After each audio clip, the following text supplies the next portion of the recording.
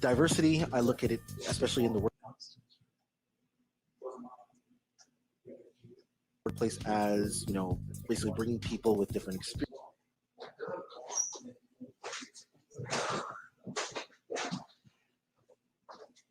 experiences, different backgrounds, you name it,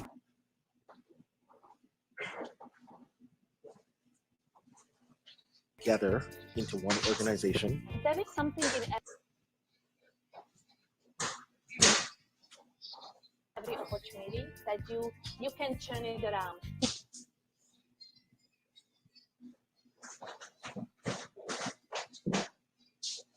People will love that you've taken the effort to actually connect with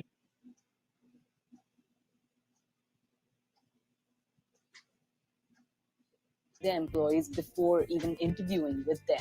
It just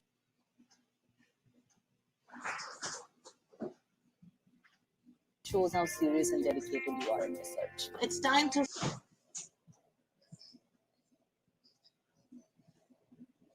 strategize, it's time to brand, and it's time to grow.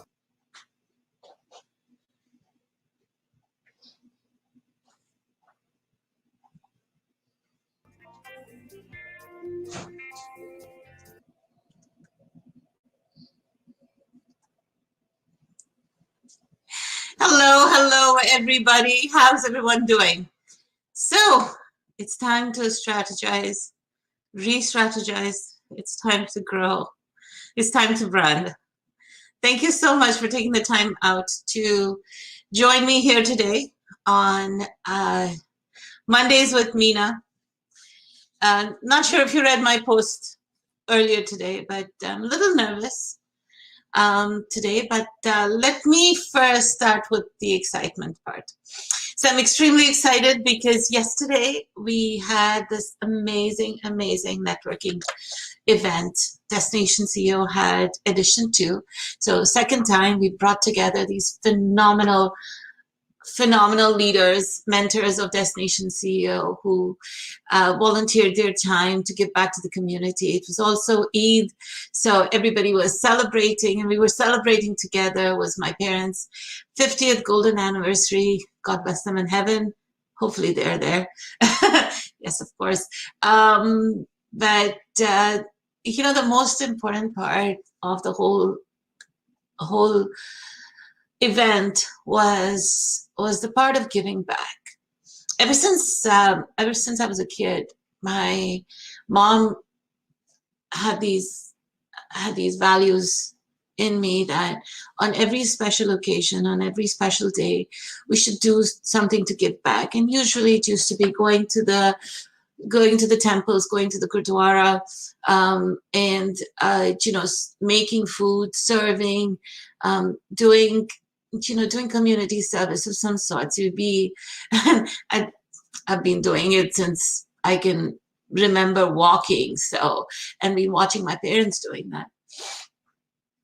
And so yesterday, to celebrate them, I organized this event, and many of you showed up to this event. The mentors came in to give back their time, but all of you that showed up yesterday made me feel that I did something good. You shared your stories, you shared your challenges, you shared the struggles that you're facing, and you know, our entire team hopefully were able to give you some answers. Now, many years ago, 2015, I wrote a book, and it's called Beyond the Traditional Way of Job Search in the GTA. It was focused around the Greater Toronto area, and you know, I started writing articles and stuff and posting excerpts, and my friends from different parts of the world started using the same analogy and the same methods of job search, and started their own career journeys in different parts of the world. And that really leads me to what I'm about to share today. I'm about to share a chapter from my life where I was naive. I just come to Canada.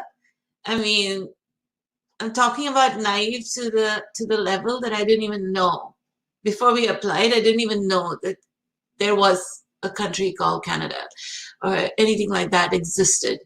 But here I am, 21 years later, talking to all of you and bringing the community together and hosting events. But, you know, especially during these times where most of us are stuck in our homes, everybody's talking about social distancing and how it's affecting your mental health. I want to take you back in time where mental health, due to social distancing, but not because there was COVID, not because there was a pandemic, but because there was hurt, there was pain, there was the scare of coming to a new country. There was that fear of not knowing anybody. There was that bruised ego, if I may say, or the hurt of being rejected constantly. I know that many of you have reached out to me, and you know, you've seen my story about about my winter coat, and hopefully maybe next week or in the next couple of weeks, I'll share that story again with you live over here. But you've shared with me that you're feeling many of those emotions because of employment. So 20 years ago, when we were thinking of coming to Canada, and we were coming to Canada because of the fact that we couldn't stay in Dubai forever, and home for my husband and home for me were two different countries that were always at war. And not going into that right now, but we decided to come here to be together as a family, to raise our kids in a neutral country where they will be respected and they will be cherished and they will be appreciated. They'll have a life. Landing in Canada, November 1999. Yeah. Mid-20s. That's how old I was, with almost 2-year-old. And, you know, like, it was November, it was cold. We had to come in a rush because of numerous reasons. So I wasn't really happy. I came from Dubai, and I came from a very large community, and then we came to Canada, and it was a small apartment. It was just the three of us, and you know, it wasn't pleasant. And my husband started looking for a job, like most of you. There are so many resources out here to help new Canadians, newcomers, new immigrants, new grads right now. But in those days when we came, I didn't even know these things existed. Then we went to apply for the Canadian visa. Our lawyer was, he painted this beautiful picture of the land of dreams. And, my husband had so much education and I had entrepreneurial background, and we're not going to have a problem. And Canada needs people like him with this education. And he was a journalist in Dubai. He worked for a very reputable, actually, one of the #1 newspapers in Dubai. And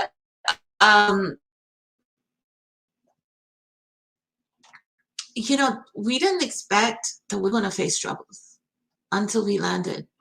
And even when we landed, we didn't think it was going to be that difficult until he started looking for a job.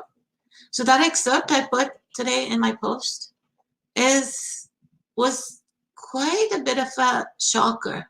It was point of breakdown. It was February of 2000. And I was home, and he called me and he said, you tried doing the call center job. Like most newcomers, we try to gravitate to what we get the fastest, what is the easiest way to get a job. At that time, focusing on, tell him, like, honey, why don't you apply for a job in a newspaper? Or use your journalism skills and try to reach out to Toronto Jobs, actually. Sorry, Toronto Star, Toronto Jobs. I'm thinking of Mark today. But and he would always say, you know what, let me get some experience. Let me get better, and then I'm going to reach out to those big newspapers. And I'd say, okay, he knows what he's doing. So the fastest, the easiest job that he got, he has great communication skills, was working in a call center. Now, you don't really know my husband, but he's one of those quietest guys who is extremely introvert, phenomenal person, amazing. That does not like answering the phone, does not like being on the phone. So for him to be in a call center, it was a bit challenging. But what was even more challenging was, we grew up in a culture where there was a lot of respect, and we came from a country that gave us a lot of respect. So suddenly here we're calling people to sell, which was completely out of his nature. But we were getting people hang up. He was getting people hang up on him.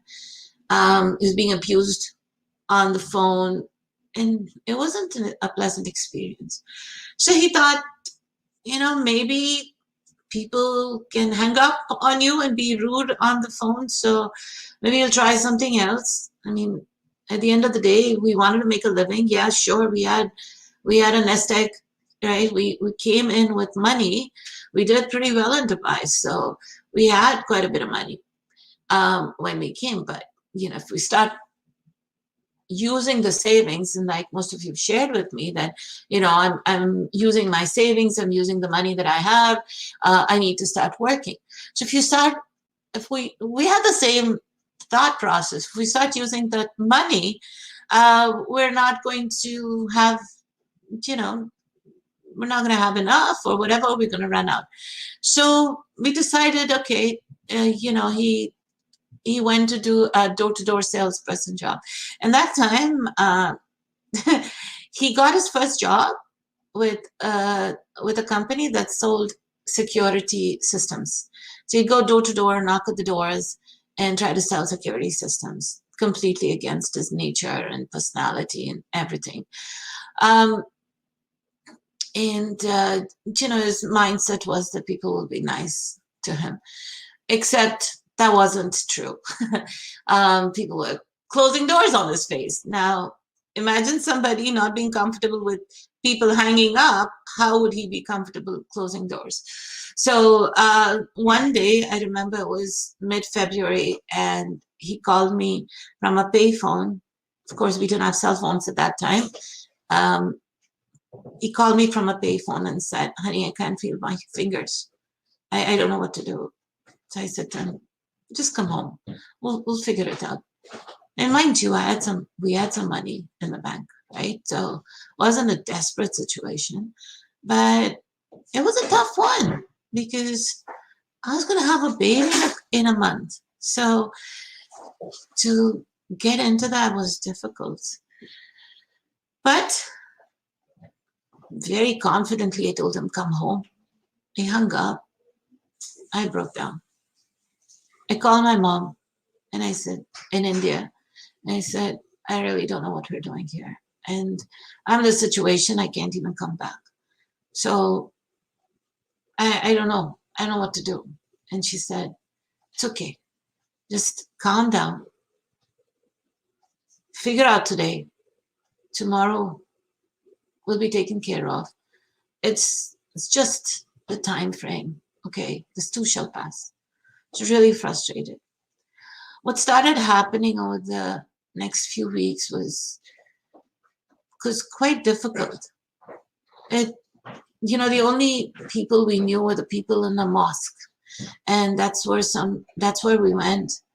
But as most of you know, most of you newcomers, that after the first question of, "Hi, I'm so and so," the second question people usually ask is, "So what do you do for a living? What do you do in Canada?" And I think it's probably easier for women because we have kids, and I had a little baby, so I didn't really know how that felt, but he started feeling very uncomfortable and emotional and hurt every time he said, I'm looking for a job, or I'm unemployed and new to Canada.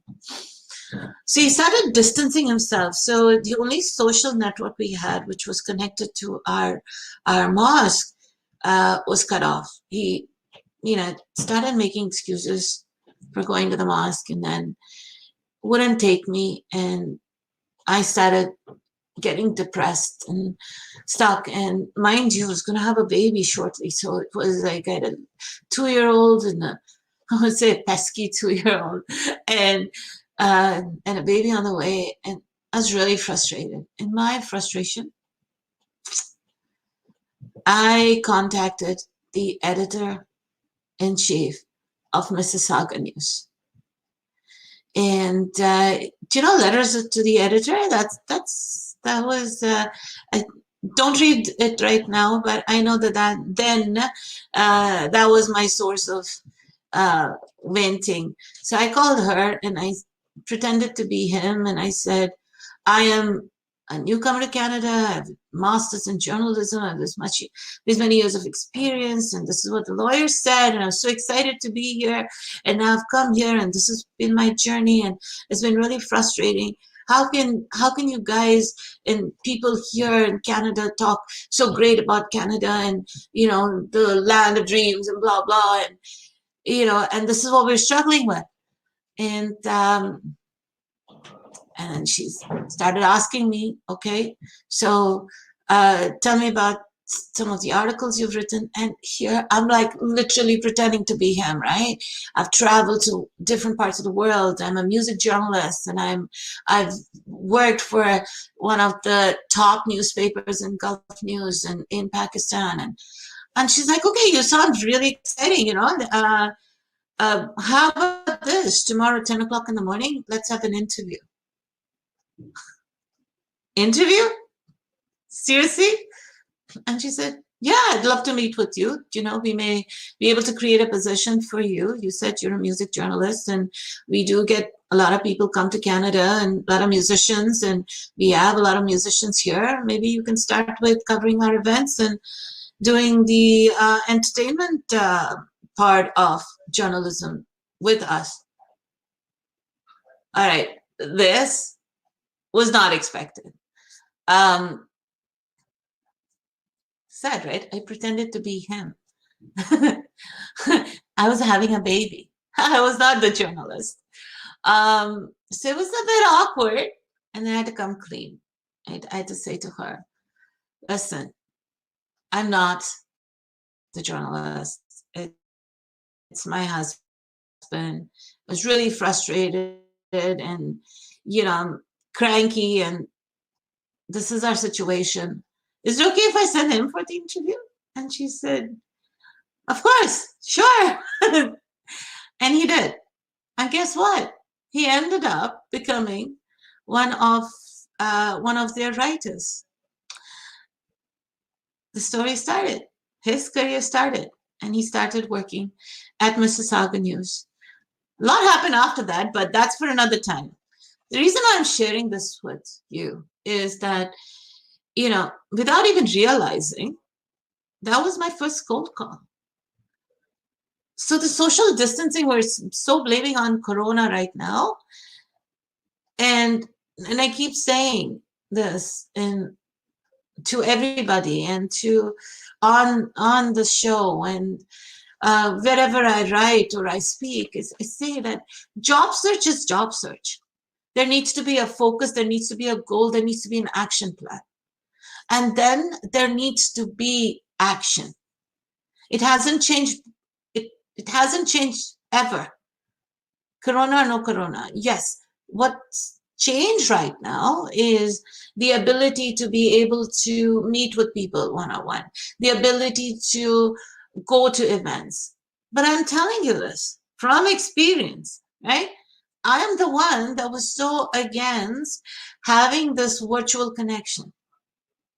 And I am the one who converted and had my first virtual event, networking speed mentoring event, if I may say, a couple weeks ago, and was so successful that I had a second one yesterday. And you know the testimonials I got? The testimonials, the feedback I got from participants and from mentors was fantastic. They could be anywhere in the world. I had people join in from Oman. So yes, I did see a message. I had somebody from Muscat. I had somebody from Abu Dhabi. I had somebody from Dubai. I had somebody from India. I had somebody from Alberta, from Vancouver. I had literally somebody from, okay, not everywhere, but you know, different parts of the world joining in to be a part of this event, to learn more about what these mentors had to say, to discuss those challenges, to discuss those struggles and get advice, which would not have been possible had it been a face-to-face situation, right? A face-to-face event. So the most important part right now is, you know, we've been having these social distance challenges, or these, you know, I don't even know what other word to say, but social distancing, I guess, when we're facing those rejections. And we've been dealing with it in different ways. We've picked up the phone to share our frustrations. We've picked up the phone to speak to people. So in times of challenges right now, specifically, be out there. And when I'm saying be out there, I'm not saying please go out, but really pick up the phone and talk to people. Don't feel like talking to people, write about it. Be visible. Comment about it. Reach out. There are, you know, none of this, my entire journey, I've met so many mentors. I've reached out to coaches.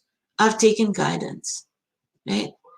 And I was watching, and one of my motivational coaches, of course, that I look up to, and one day I will see him, is Tony Robbins. And Tony Robbins says that, you know, when you start your journey for anything, don't listen to naysayers and keep away from negative people. And because the minute you start asking, oh, you know, these are my challenges, how do I get started, or what should I do to get started, and you know, the person themselves have not been successful or not had a journey, they're probably going to say, well, you know, don't waste your time, don't worry about it.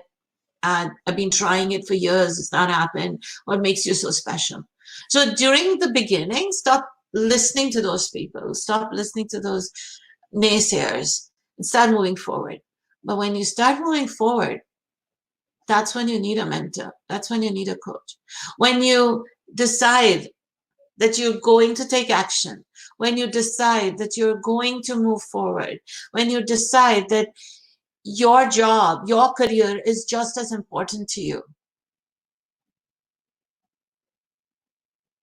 then move forward. And then you're going to face challenges. Then you're going to stumble on certain things. And then you're going to need a coach to guide you. And then you ask for guidance.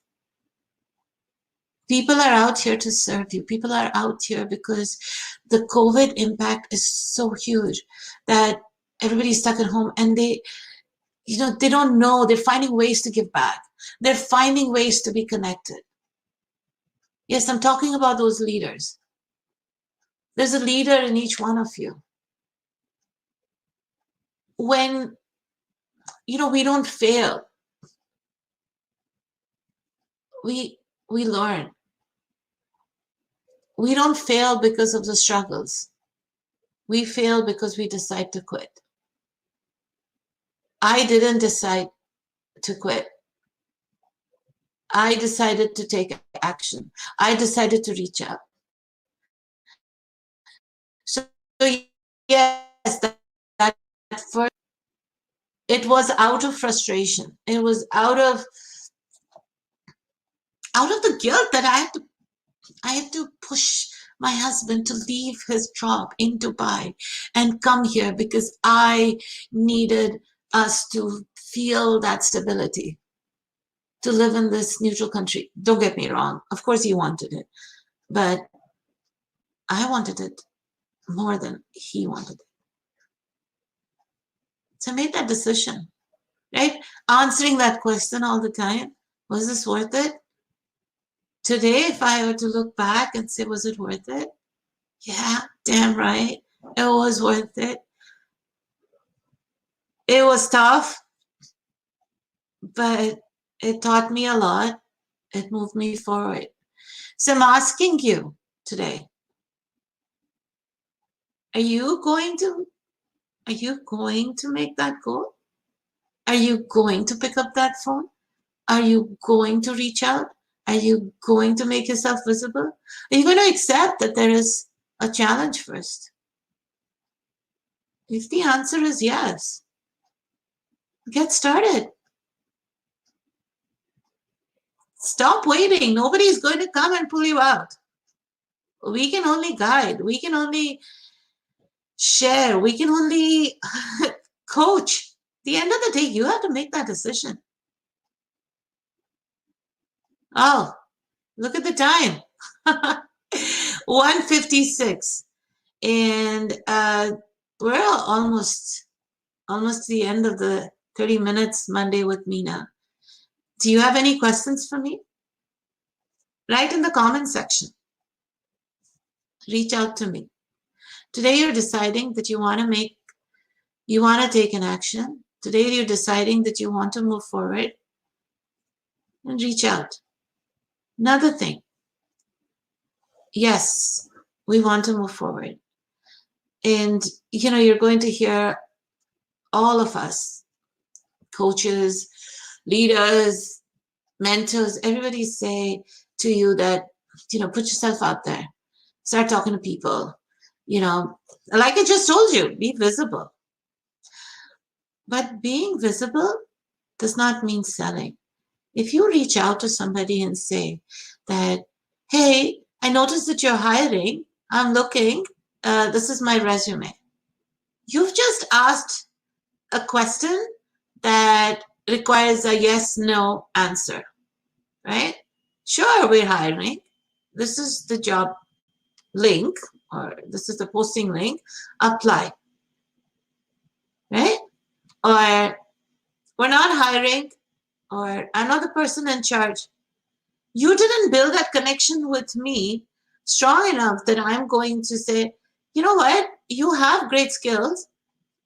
Send me a resume. Apply anyways, but send me a resume. I'm going to see how I can refer you within my company. Why would people refer you within the company? People will refer you within their companies because A, they build that connection with you. You took the time to do that. And two, or B, because you reached out to them. You were genuine, right? They want to help. At the end of the day, most companies, if you get the job, they get a bonus, right? So if you get the job, they get a bonus. If you get the job and you screw up, sorry, it is Monday, but you mess up, they also get questioned, right? So unless you've shown your authenticity to that person that you're reaching out to, why should they show that care back for you? Good question. Want you to think about it. How come nobody has any questions for me? This is not nice. So many of you email me and ask me for time to talk to me one-on-one. Why don't you come to this show where I'm opening my heart out and ask me those questions? Eid Mubarak, everybody. Ma'am, it's so good to see you. I'm going to go through this. Let me see. Thank you, Sina. I'm glad, Meva, that this was a good training. Stephanie, thank you so much. I'm excited here too. Tatiksha, hello.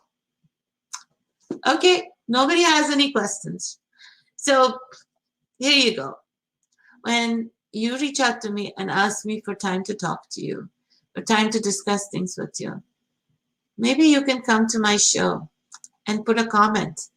Or when you watch this recorded version, put a comment. We are live streaming on YouTube as well. And I do want to increase our subscribers. So please join me on YouTube. Subscribe to our YouTube channel. Push that alert button so that you actually get notified every time we post videos. Our videos from networking session, for those that stayed all the way to the end, I want to tell you that each and every mentor shared a tip. Each and every mentor shared some wisdom at the end. So if you missed it, you may want to subscribe to our channel and you may want to push that alert button, because my team is currently working on editing that video and posting that part of the mentor advice, and also, of course, our testimonials. Diana has an interesting question. What did you tell yourself when you decided to make that phone call? How do you sell? How did I assume that you're asking me what motivated me? My husband's frustration motivated me. I didn't make that phone call to get a job. I made that phone call because I was frustrated seeing him broken down like that. You know, one thing about our human nature, what makes someone succeed in life? When you find something you care about, right? When you find something you care about, you're motivated to make a difference. And we are always more motivated and much stronger when we have to make that difference or that change for someone we care about. If the challenges that you're facing, think about it. If your sibling was facing that challenge, if your child was facing that challenge, what would you tell them? What advice would you tell them? When you look back, let's say you've come so far in your career, what would you tell your 20-year-old self? When you look back, what would you tell that person or yourself before? Are you going to tell them, yeah, stay in that rut? Or are you going to tell them, let's make a difference? Don't wait in that space. Push, move forward. Change is constant. Change is that one thing that's we are sure going to happen. What change? Now that's up to us. If that change is, we will pivot now. Whatever it is that you need to do. You may want to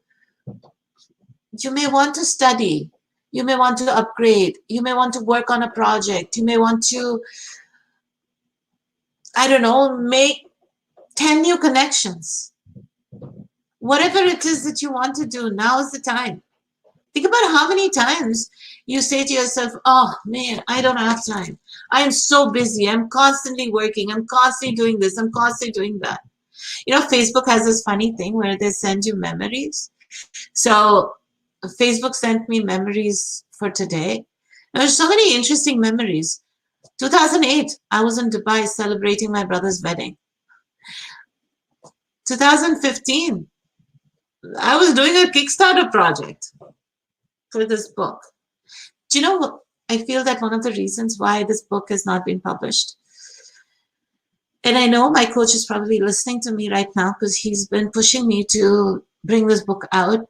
When I accepted finally yesterday that, during the event, I said, Mondays with Meena is going to be me uncovering these chapters, it was really difficult for me to read that first chapter, because that first chapter today that I shared with you is only a bit of that first chapter. It was because I'm looking and reliving that journey. It was not pleasant. It was filled with a lot of challenges.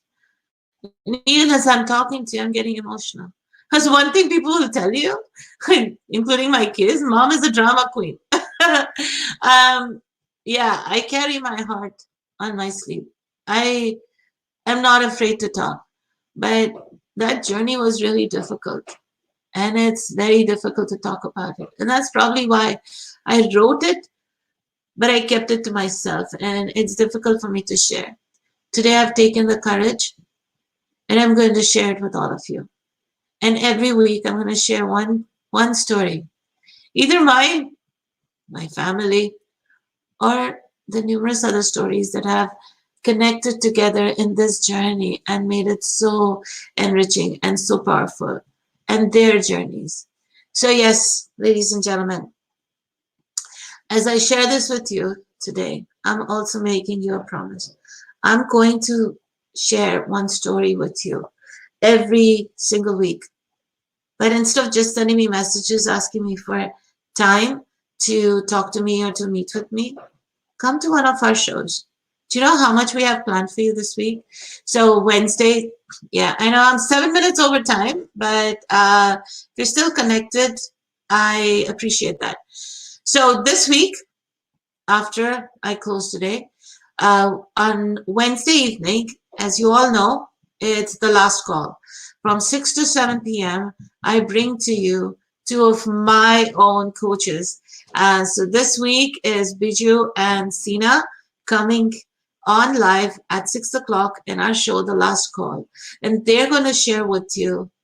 I know that they're fighting on the topic, so let them figure it out, and I will post the new flyer with the topic.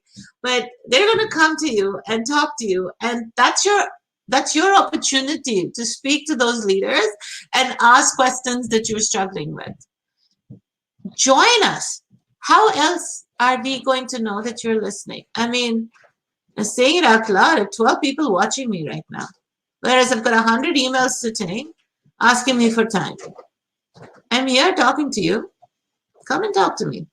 So Biju and Sina will be live on call on LinkedIn Live. Come, join them. Another thing that we're doing at Destination CEO, we are doing a masterclass on resumes and LinkedIns on this Saturday, coming Saturday, which is May 30th, from 12 to 2. And our guest or our facilitator is our very own Destination CEO graduate, Mayuri Ramesh, who is also a recruiter. And she's going to share a bit about her journey and how she got started. But she's going to teach you the basics and the in-depth of how to create a strong, ATS-friendly, yes, applicant tracking system, friendly resume for, drum roll, for recruiters. The focus is going to be for recruiters. How to connect with recruiters. How should your resume look like? What are the keywords? How long your resume should look like? Yeah, the myth about 1 page, 2 page, 3 page, 10 pages, all of those. How many pages your resume needs to be? Right? How should your resume and your LinkedIn be different? So to learn about all of that and to get in, 2 things you have to do. 1, subscribe to my YouTube channel, or rather Destination CEO's YouTube channel, and follow us on LinkedIn. Show up. So if you show up on Wednesday evening, last call with Sina, I will share with you the link to register for Mayuri's class on Saturday. We believe at Destination CEO, you are the CEO of your destiny. And before I go, guess what? A couple weeks ago, we had snow in Toronto. Today, there is a heat warning. Yes, it's going to get hot. It's already actually pretty hot. So Am I asking you to go out in the sun? As far as you keep the social distancing, because we don't want to, rise up the curve. But remember, social distancing is not only because of COVID. If you're feeling the pains of social distancing because of your job search challenges, I'm only a show away. So reach out to me. And one final question. Annette, you said, given COVID-19, what is the future of student recruitment jobs in Canada? I know, Annette, that many jobs have been put on hold or frozen in terms of student recruitment internships, but that doesn't mean they're not there. You're going to need a job regardless of you being a student or not a student. What are you going to do differently to be able to reach out to employers that really need your help right now? Because, yeah, employers need your help. They are facing challenges within their businesses. They need people like you to reach out to solve those challenges, to solve those struggles. And if you can offer a little help, it will go a long way. Trust me. So once again, this is Meena Dawani with Destination CEO, your super fan. I shared a lot today. I'll share a lot more. Thank you, Biju, for pushing me out of my comfort zone. I hope you like this show. And I'd love to hear from you. Put in some comments. Thanks. Have a wonderful start of this